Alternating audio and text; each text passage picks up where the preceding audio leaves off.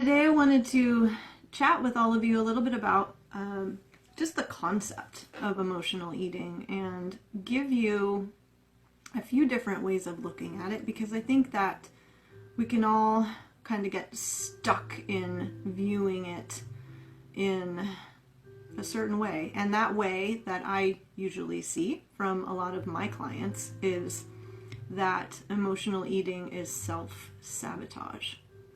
And many of you have heard me talk about self-sabotage and how I view it a bit differently than probably most people. But with emotional eating in particular, let me first just say that I see it as, if I were going to define it, an unskillful response to an emotional experience. Okay? And we do not try to sabotage ourselves purposely. When we have a big goal that we're working towards, sabotage isn't something that we want to do. We don't want to make it harder on ourselves. What's actually being sabotaged? Well, the goal itself, that next big outcome, that important action that you're wanting to take, that is being sabotaged. But you're not sabotaging yourself. And I really want I want you to hear that. When we emotionally eat, what we're typically trying to do is to help ourselves. We're trying to protect ourselves.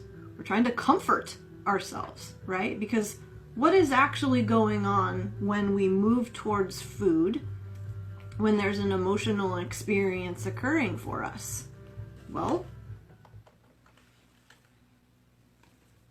we want to feel better, right? We want to change that experience. There's some discomfort there. There's a level of unpleasantness. And a lot of times we don't really understand.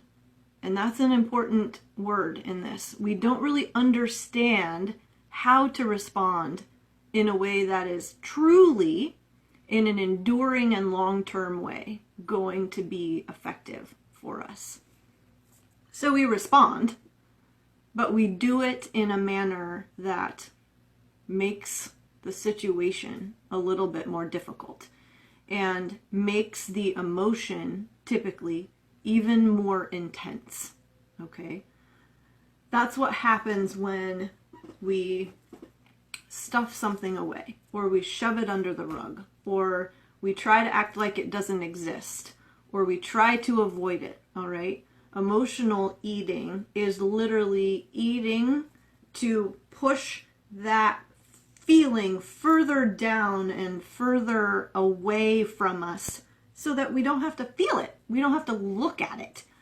What I see, guys, is that when my clients come to me and they say, my biggest problem is that I emotionally eat. Or my biggest problem is stress. What I see is that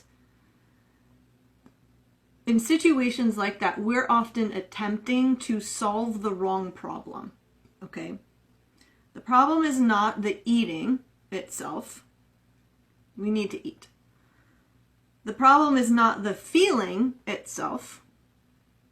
We're human and we're going to feel. And maybe that's the first piece that we need to remember. Okay? Feeling is not bad. Emotion is not bad. We have to have it to have experiences in this life. Think of all the things that have occurred in your life where if you didn't have emotion, you wouldn't have known how to respond. Okay? Emotions are cues. They're signals. They're things to pay attention to. Now, the problem also is not the context, all right? And what I mean by that is, it's not the situation. It's not the restaurant. It's not the person. It is not my partner that makes me emotionally eat. No. It is not the job. It's not the boss, okay? It's not the dog that crapped all over your living room or whatever. No. Those are the things that you can't do anything about. Natto, the problem is not cookies. You can't do anything about cookies except, when appropriate, not have them around you, right? You don't have to have them in your house. You don't have to have them available. But we can't change the circumstances or the situation or what comes into our lives. And we get a lot of inputs, guys. So the big question then is, what is the real problem? Well, the problem that we need to work to solve and understand better and develop skill and capacity around is how we perceive and respond to emotion, all right? Or discomfort. The problem is usually how we're managing and how we're dealing. It's the how. It's the skill of. And most of us, if we're emotionally eating, and relate that to drinking, having, a problem like a sex addiction, any sort of addiction, we need to learn new skills, okay? Many of you have heard something about my story. When I was 19, I was anorexic. I was in college, and I weighed 95 pounds, okay? I remember walking to student health because I had had a blood test done, and I need to go get my results. So I'm sitting in the doctor's office, sitting on that crackly bed because of that paper. I hate that paper. And it's cold and it's sterile and I'm uncomfortable. And the doctor walks in and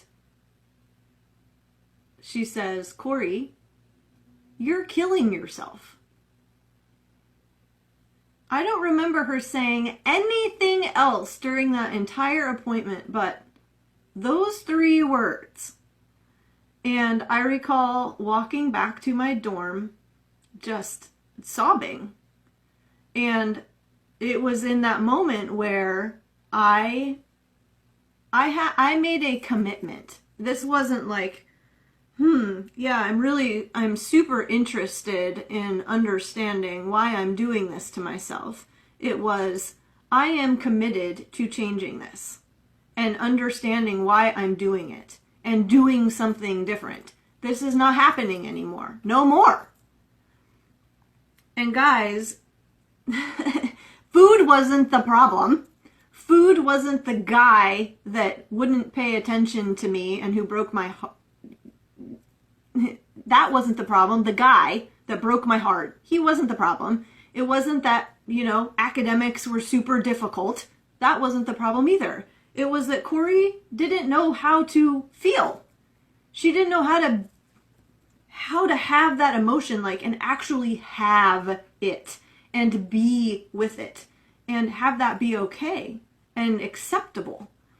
Now, think about this from the perspective of you guys, how you grew up, okay? Many of you come from homes where emotion wasn't acceptable. You couldn't talk about your feelings.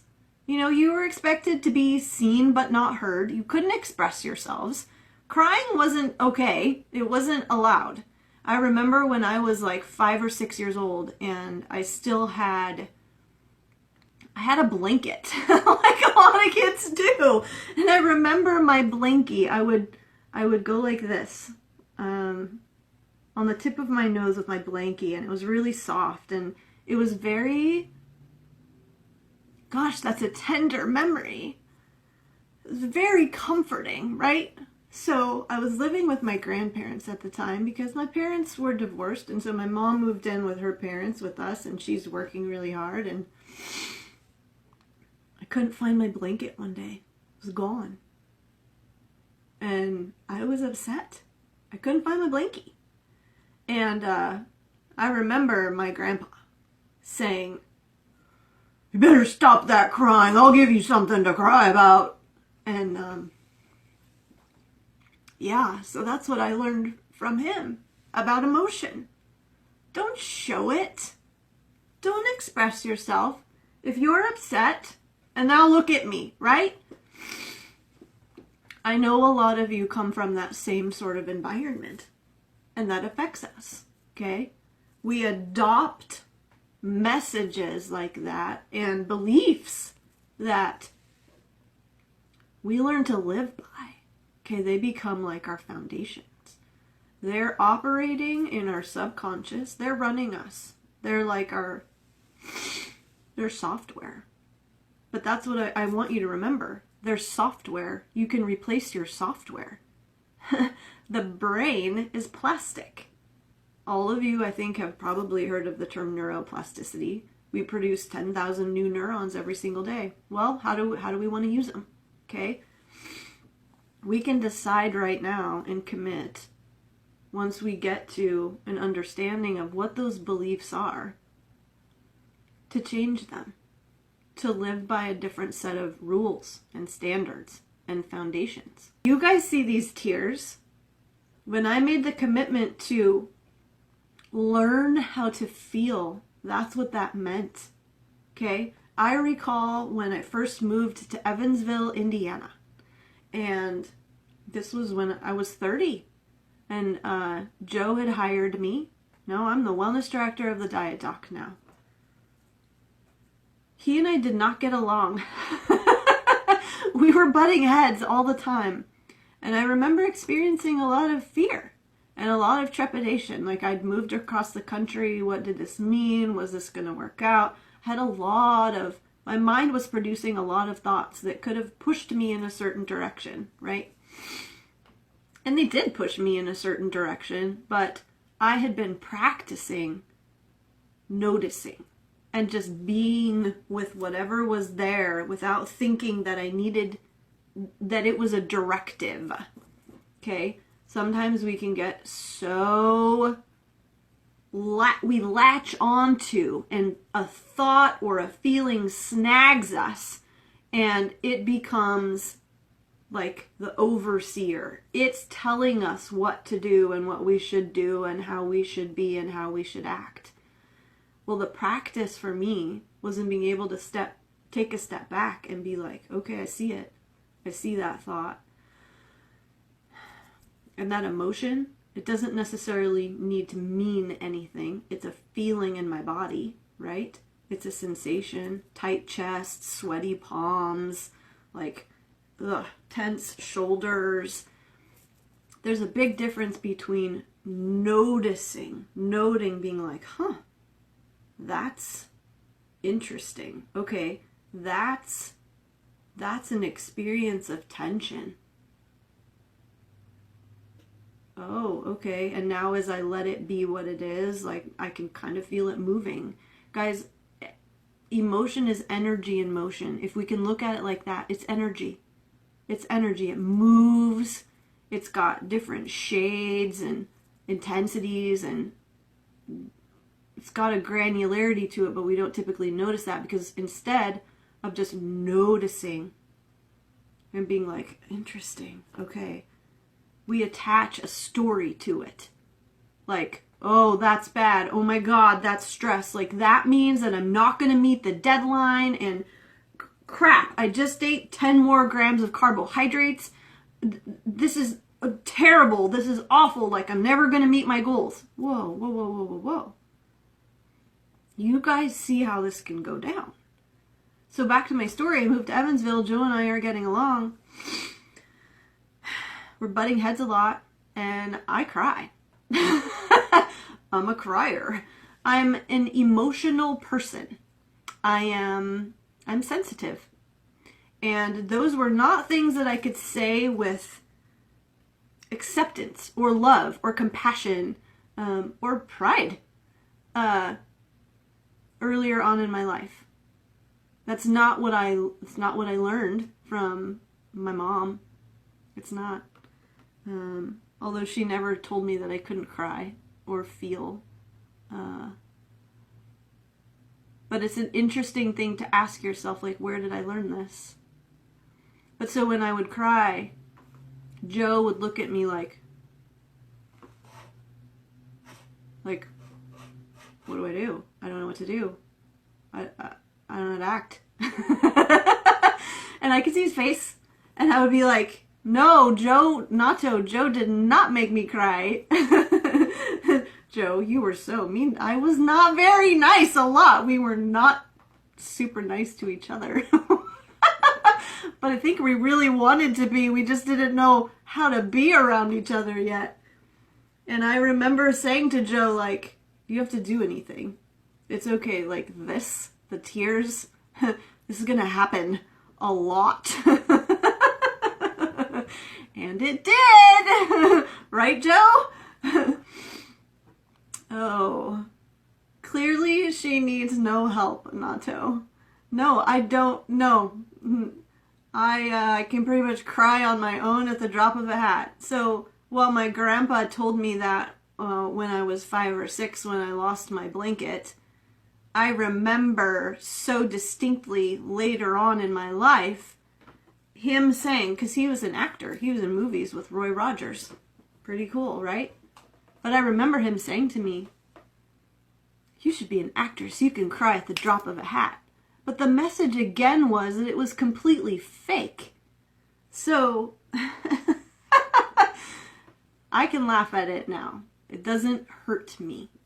It's like David Goggins, right, Joe? Like, can't hurt me. Things like that. And this is my point, guys, with emotional eating. We get to a place with practice, okay, as we learn to acknowledge what the experience is happening within us, within our bodies, because that's where emotions are.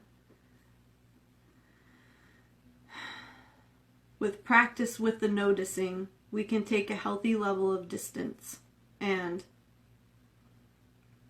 not get sucked into them and not cling to them and grasp for something to be different than it is.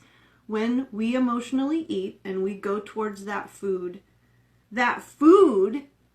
is that grasping for something to be different than reality. Okay? Now, it's okay to want to feel better if you feel uncomfortable, but there's also nothing wrong with uncomfortable.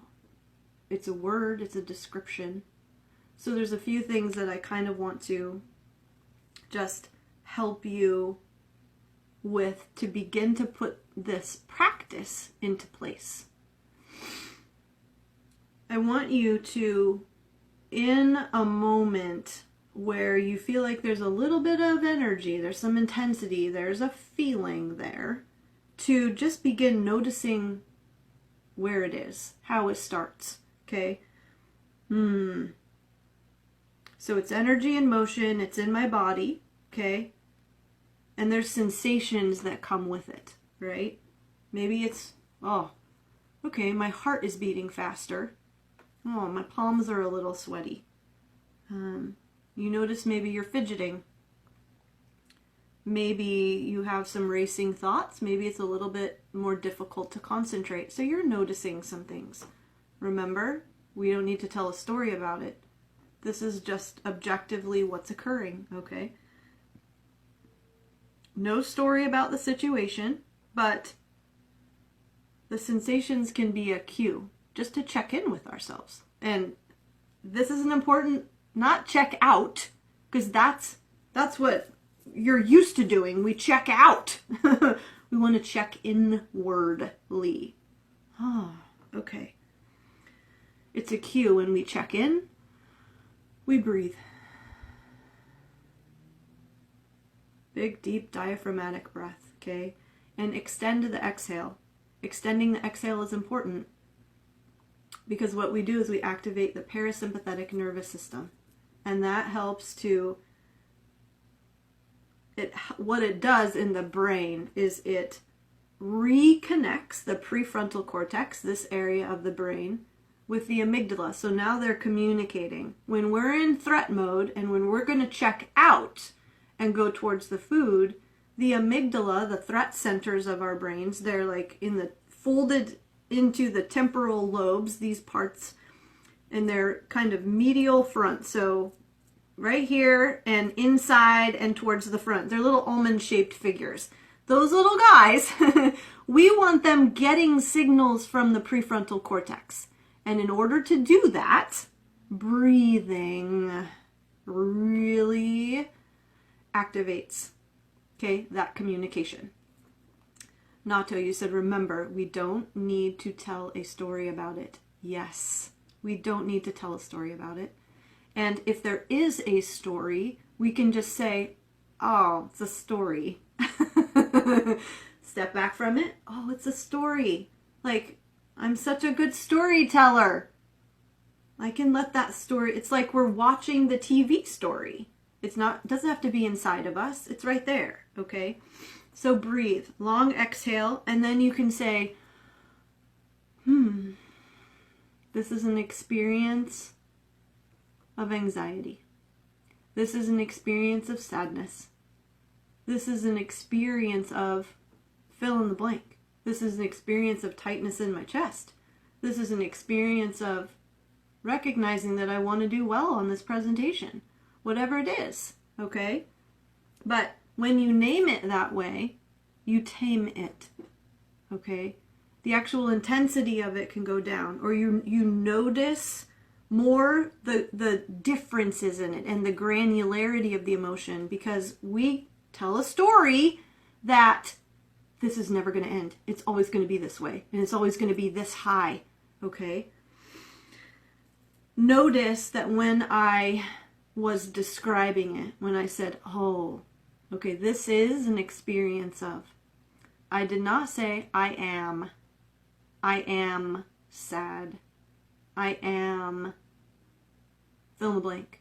Now there's a reason I did this, because again, it helps us create a little bit of healthy distance from the experience, okay? Remember when I talked about clinging to something being different? Okay. It's almost like when we say I am, that emotion is part of our identity. And identity is like core and foundational. No, it's energy. It's energy, and all of us have energy operating inside of us. Okay? So my main point here, guys, for you is that we are learning how to be with ourselves, be with emotion, accept it, perceive it, and respond to it in a more skillful manner. All right? There is nothing wrong or broken about you if emotional eating is something that, you are learning to deal with in your life and to move away from. Right? So this becomes emotional feeling practice, emotional healing practice. We don't want to get rid of the emotion. We want to get rid of how we are using food to deal with what we feel like we can't emotionally. Okay? All right. I hope this has been helpful, guys. Thank you for all of you who tuned in. And guys, I would love some discussion on this topic. Of note too, Joe and I, recorded a feature. It's like a feature film. It's so exciting. So all of you know that we do the Diet Doc Life Mastery podcast. And we also have the Diet Doc Life Mastery Minutes. So these are like 1 to 3 minute short, snappy, nugget-filled clips from our regular podcasts. And now we're doing Life Mastery Matters. Okay? Life Matters. So they're about 60 minutes long, where we get to really dive in deep about a specific topic. And our first one that we recorded together was on emotional eating. And we will be releasing that next week. Okay, so we dig in a little bit more. Joe and I share about our own experiences with emotion, and we tell some client stories, and we're able to get a little bit more granular about it. So look forward to that, and I will be watching for your comments and your thoughts on this one. Hope it was helpful. Thank you, guys.